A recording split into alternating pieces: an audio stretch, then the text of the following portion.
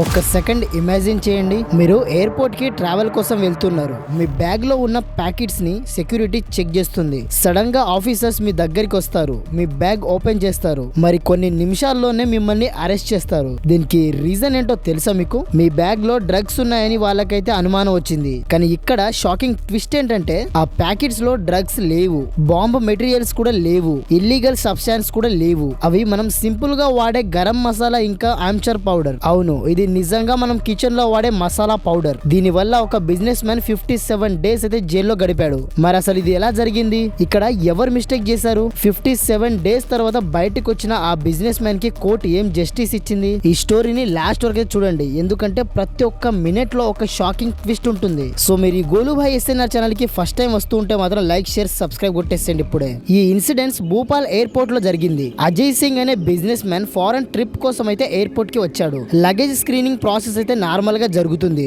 Security officials అయితే బాగానే machine తో స్కాన్ చేస్తున్నారు. అప్పుడే మెషిన్ ఒక అలర్ట్ ఇచ్చింది. మెషిన్ ప్రకారం బ్యాగ్ లో ఉన్న పౌడర్ ప్యాకెట్ సస్పియస్ గా ఉన్నాయి. అఫీషియల్స్ వెంటనే ఆ ప్యాకెట్స్ ని ఎగ్జామిన్ చేశారు. ఇనిషియల్ స్క్రీనింగ్ లో అవి హీరోయిన్ లాంటి నారోటిక్ సబ్స్టాన్స్ అయ్యే ఛాన్సెస్ ఉందని అనుమానించారు. అంటే ఈ సిచ్యువేషన్ కంప్లీట్ గా మారిపోయింది. బిజినెస్ ట్రిప్ కోసం వచ్చిన వ్యక్తి డ్రగ్ కేసులో అయితే సస్పెక్ట్ గా మారిపోయాడు. అయితే అక్కడున్న పోలీస్ వెంటనే అతని మీద యాక్షన్ తీసుకున్నారు. అజయ్ సింగ్ పైన ఎన్డీపీఎస్ యాక్ట్ కింద కేసు అయితే రిజిస్టర్ చేశారు. ఎన్డీపీఎస్ యాక్ట్ అంటే సింపుల్ కాదు బ్రో. ఇండియాలో థాటెస్ట్ క్రైమ్ లాలో ఇది ఒకటి. డ్రగ్ రిలేటెడ్ అఫెన్సెస్ పై ఈ లా అయితే చాలా స్ట్రిక్ట్ గా ఉంటుంది. కేసు రిజిస్టర్ అయ్యాక అజయ్ సింగ్ ని మళ్ళీ తిరిగి పంపకుండా డైరెక్ట్ గా జైలుకే పంపించారు. ఇక్కడ చాలా మంది అడిగే క్వశ్చన్ ఏంటంటే ఫైనల్ ఫారెన్సిక్ రిపోర్ట్ రాకముందే అరెస్ట్ ఎందుకు చేశారని. ల్యాబ్ కన్ఫర్మేషన్ లేకుండా జైలుకి ఎందుకు పంపించారు? కానీ ఎప్పటికీ అథారిటీస్ మిషన్ అలర్ట్ ని నమ్మరు. ఆ డెసిషన్ అజయ్ సింగ్ లైఫ్ ని అయితే కంప్లీట్ గా మార్చేసింది. కాకపోతే ఈ స్టోరీలో బిగ్గెస్ట్ షాకింగ్ పాయింట్ అయితే ఇప్పుడే స్టార్ట్ అవుతుంది. 57 డేస్ జైల్లో ఉన్న ఆ బిజినెస్ మ్యాన్ పై అక్యూషన్స్ అయితే నిజమా,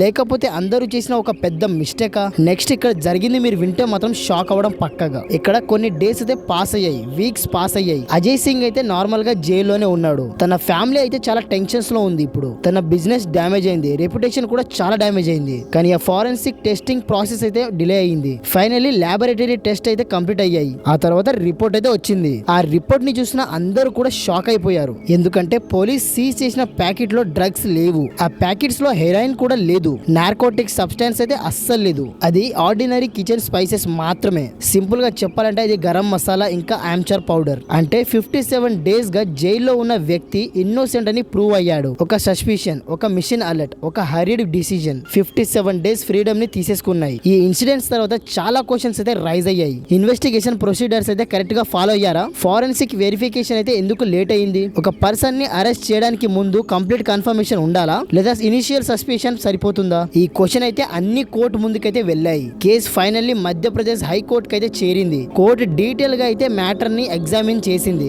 అజయ్ సింగ్ ఎక్స్పీరియన్స్ చేసిన మెంటల్ ట్రామా కన్సిడర్ చేసింది. పబ్లిక్ ఇమేజ్ డ్యామేజ్ ని కన్సిడర్ చేసింది. రాంగ్ఫుల్ డిటెన్షన్ ని కన్సిడర్ చేసింది. ఫైనల్ గా అయితే హైకోర్టు ఒక ఇంపార్టెంట్ జడ్జిమెంట్ ఇచ్చింది. కోర్టు అయితే చెప్పింది అజయ్ సింగ్ అయితే రాంగ్ఫుల్ డిటెక్షన్ ని గురయ్యాడని. ఆ డిటెక్షన్ వల్ల ఆయన ఫండమెంటల్ రైట్స్ వయలేట్ అయితే అయ్యాడని. ఒక ఇన్నోసెంట్ పర్సన్ 57 డేస్ ఫ్రీడమ్ కోల్పోవడం సీరియస్ మ్యాటర్ అని కోర్ట్ అయితే అబ్జర్వ్ చేసింది. దీంతో విక్టిమ్ కి 10 lakhs అయితే కంపోజిషన్ పే చేయాలని డైరెక్షన్స్ అయితే ఇచ్చింది. మరి ఈ స్టోరీని విన్న తర్వాత మీ ఒపీనియన్ ఏంటి? ఫారెన్సిక్ కన్ఫర్మేషన్ రాకుండా అరెస్ట్ చేయడం కరెక్టా, లేదా కంప్లీట్ వెరిఫికేషన్ తర్వాత యాక్షన్ తీసుకోవాలా? కామెంట్ లో అయితే మీ ఒపీనియన్ ని షేర్ చేసుకోండి ఒకసారి. ఈ వీడియో మీకు కనుక ఇన్ఫర్మేటివ్ గా అనిపిస్తే లైక్ చేసుకోండి, షేర్ చేయండి, సబ్స్క్రైబ్ చేసుకోండి మన ఛానల్ ని.